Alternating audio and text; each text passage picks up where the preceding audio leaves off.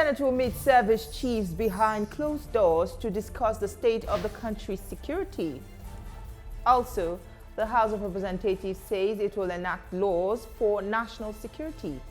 Later on the program, we need to have enough time for us to have deep knowledge on what executive intend to do. I would also talk security with Senator Sumaila Kawu. You're watching the Hallowed Chambers on TVC News. I am Tijesu Adiri.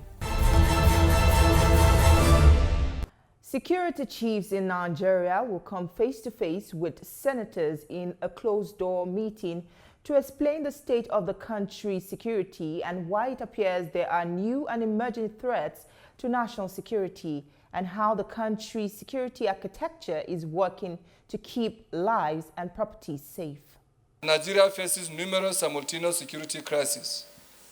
These include the Boko Haram in the northeast, the activities of bandits and kidnappers in the northwest, the activities of gunmen in the southeast and south-south, and other forms of criminality like armed robbery, herders, farmers clashes, and cross-border crimes. The in-law of Jeribe was kidnapped, payment paid. After the payment, they killed the man. Just 2 days ago, Senator Jeribe's in-law. And that has been the story, sir, of everywhere in this country. Security issues are actually closed-door issues. So once the security chiefs are invited and they come before us, all the other issues, we will table them and we will ask the necessary questions. The 10th House of Representatives is also worried about the security situation in the country and is seeking a sustainable solution in addressing these threats. The Speaker of the House of Representatives, Abbas Tajuddin, says the lower legislative chambers will make laws that will form a framework for national security. He also assured the armed forces and other security agencies that the House of Representatives is committed to strengthening their capacity. Through this retreat, as representatives of the teeming Nigerian population, we seek to deepen the performance of our roles in such a manner that we can help to build trust and confidence between the civilian population and the military. Furthermore, we shall be examining defense sector funding in the face of dwindling resources and prefer likely solutions that will ensure that this critical sector does not suffer from underfunding. No doubt, this brief history of our involvement in promoting best practices for Nigeria's security sector and our joint posting on this retreat shows how passionate we are in the promotion of good relations between Nigeria's security agencies and the legislature, and we will continue to be ever willing to partner other stakeholders in the development and projection of this field. As legislators, we have a critical role in ensuring that the necessary legislative frameworks are in place to support the national security architecture. These include enacting robust legislation that address the root causes of the security challenges. We must also strengthen the capacity of our armed forces and other security agencies to respond to these complex and ever-evolving challenges effectively. The Senate's Committee on Navy says the Navy is not adequately funded to meet its responsibilities of providing security on Nigeria's waters. But the chairman of the Senate Committee on Navy says this trend will be reversed. Senator Olugbenga Daniel assured the Navy of more legislative support that will enhance their operations. The committee will ensure that proper legislations are put in place. Apart from reducing criminal activities, it is clear that the Nigerian Navy is underfunded. And I want to assure you, the Chief of Naval Staff, that part of what our committee will do from the totality of what we have seen is to reverse this. The Speaker Tajuddin Abbas is to meet President Bola Tinubu over the delay in the implementation of the presidential palliative for fuel subsidy removal. The House has also called on relevant government agencies to flag off awareness programs on the plight of persons with disabilities. My colleague, Joke Adisa, reports. On the 31st of July, President Bola Tinubu, in a nationwide address, unveiled a 550 billion naira worth of government interventions to cushion the impact of fuel subsidy removal on the people. In the interventions, 200 billion naira was set aside for agriculture, and MSME had 250 billion naira, with 100 billion naira given to the transportation sector. But 4 months after, the sponsors of the motion on the need for an intervention say this has not been realized. Presidential pronouncement put period of implementation to the 550 billion naira palliative between August 2023 and March 2024. They are also concerned that nearly 5 months after the removal of petrol subsidy, the implementation of this intervention, especially the MSME component that directly affect 1 million nano businesses, is yet to take off. By the prayers of the motion, the Speaker is to interface with President Bola Tinubu on the issue. We will take a quick break. When we return, I will introduce my guest. Stay with us, we'll be right back. Thank you for staying with the Hello Chambers, and my guest today is a Senator of the Federal Republic of Nigeria. He is representing Kano South Senatorial District. His name is Senator Sumaila Kawu, and he is the Deputy Chairman of the Navy Committee in the Senate. Thank you for coming on the Hello Chambers. Thank you. All right, considering your committee, let's talk about the conversation yesterday concerning security in the Hello Chambers. I mean, on the floor of the Nigerian Senate, where there was a resolution to invite the service chiefs, for a closed-door session on security. We have seen so many of this come up in the past. This has been the resolution, discussion with service chiefs and other resolutions. How is this going to be different from previous times? Assalamu alaikum. Inshallah, there will be a difference, because the previous experience means a lot of what we are going to do next. Going through previous reports and conversation between the security agencies and the National Assembly, more especially Senate in particular, with the ranking members in the Senate who participated in previous discussion, it will help in arriving in a position where we'll acquaint ourselves with what they are doing, and to hear from us as a representative of the people. As you are aware, we are practicing constitutional representation, where 360 units are represented at the national level, and the Senate, where there is equality. We are representing our people based on equality. Rubbing mind together with service chief will yield a positive result in this complex military operation, so to say. And inshallah, it will yield a result. This is what we are hoping. One common complaint that we've heard so far from the National Assembly when it comes to security is the funding of this armed forces. And this seems to be a problem as well for Nigerians, because they believe that a huge chunk of money is actually pumped into servicing insecurity, but we are yet, the country is yet to experience the peace of mind that it so desperately looks forward to. Well, when you are there, or if you interact with the security personnel, you will hear a lot from them. There are so many challenges. The fund is not enough. We don't have the money. This is the actual story which people don't want to hear. But we must tell ourselves the truth. It is not enough for them, and there are so many issues surrounding the funding. But this time around, all what we are insisting is judicial utilization of the little we have.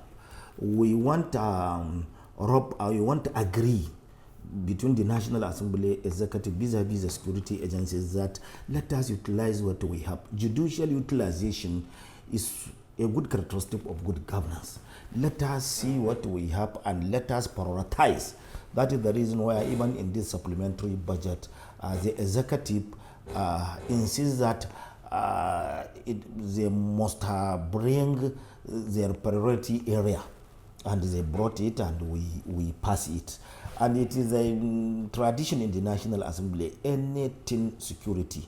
There was no time National Assembly, I knew, for the past 20 years, reduce its funding or deny funding which executive are requested. Therefore, I think now what we will insist is a judicial utilization of the fund, and of course transparency and accountability, where it will reach the destination which we are in. But what do you have to say about the synergy among these security agencies? Because that has also come up. That was important. The major talking point when that motion was presented. Yes, it is very important. I think it is from there where we fail to get it right. We must organize ourselves. They must work together under one command.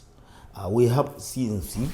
He delegated his power to National Security Advisor, and of course, the service chiefs. They must work together under one umbrella for a result. We are all working for the Federal Republic of Nigeria.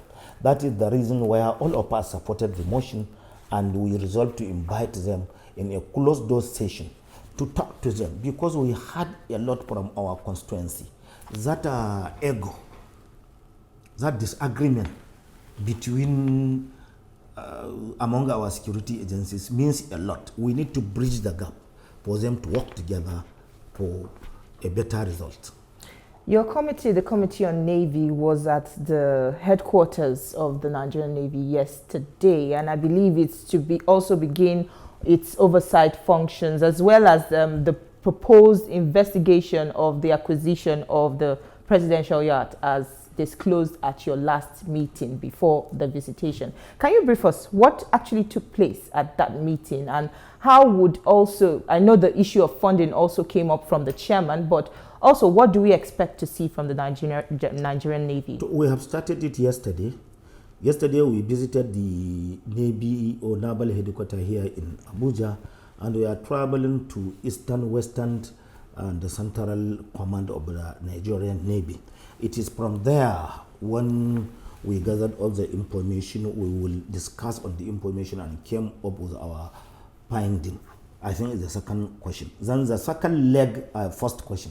Then the second leg of your question is presidential yacht, which appeared in the supplementary budget, and of course which caused controversy all over the nation, and people have right to talk because it is their own money. But from my understanding and from the information available to us, it is not this administration, it is the last administration who procured the presidential yacht. All what they are doing now is paying the procurement, and it is from there the controversy started, that it is not a priority for now. This is what I can say.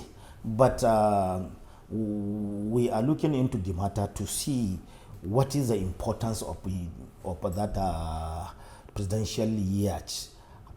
What value can it add to the fighting on what we are doing, more especially in confronting the security challenges in Nigeria? The NLC recently called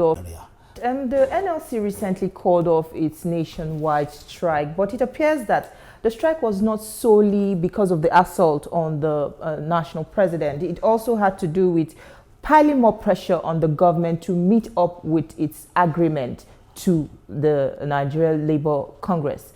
What do you have to say about this? Do you think, from your assessment, do you think that the federal government is actually foot-dragging in granting these demands? Well, I think it is necessary for a government to attend their need, because they have already committed themselves that they will do something to alleviate the suffering of Nigeria, more especially Nigerian through workers. That one, I think it is a sealed deal. It is time. Executive must make sure that they fulfill their own part.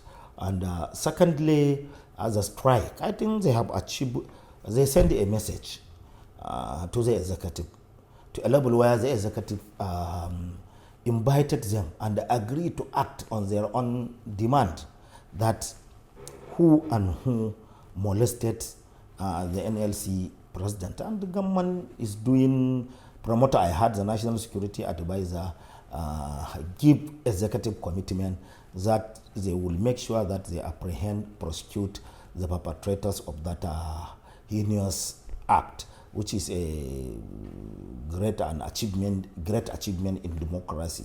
And people need to know that NLC is an organization, is an institution, is an unit, very important unit in democratic process. We must respect the right of workers or Nigeria through various organizations. It is constitutional. The Constitution gives them the right to form an association, and they are doing their own constitutional responsibility. We must respect the institution. We must respect them. With respect to the institution, some Nigerians have actually queried the method of approach of the Nigerian Labour Congress having to go on strike, and they say, is there no other means to express themselves other than strike? Because when they go on strike, it is actually the innocent Nigerians that they are fighting for that actually bear the brunt of whatever comes out from this. So is there no other approach that they can take rather than always going on strike? This is what we are asking since in the National Assembly came up with a new approach. And if Nigerians are not happy with the action of NLC of going to strike, if there is any issue, let them propose what? The executive, with due respect to them, are not listening anything rather than strike. This is the only way where they can send their message to the government. All right, let's talk about the 2024 budget, which the National Assembly is still anticipating. We understand currently that the National Assembly is still considering the medium-term expenditure framework and fiscal strategy paper, but it is yet to, hear any information as regards when this budget will be laid, and time seems to be running out. For me, it is wrong for the National Assembly to pass a law which necessitated the executive to lay budget before 30th December. Let us allow it open. Whenever there is a need, then I think that is just some sort of resolution on the part of the National Assembly to just keep things in place. But we'll discuss more on this. Let's take a quick break. Don't go anywhere. We still have more on the program. Stay with us. We'll be right back. The National Assembly is a busy place. As the bastion of democracy, it is a place where bills are presented, motions debated, laws made, and the yearnings of the people are laid bare. Come with us as we take you through the workings of the National Assembly. We take you through plenary, committee meetings, and probes, all to ensure smooth working of the democratic process.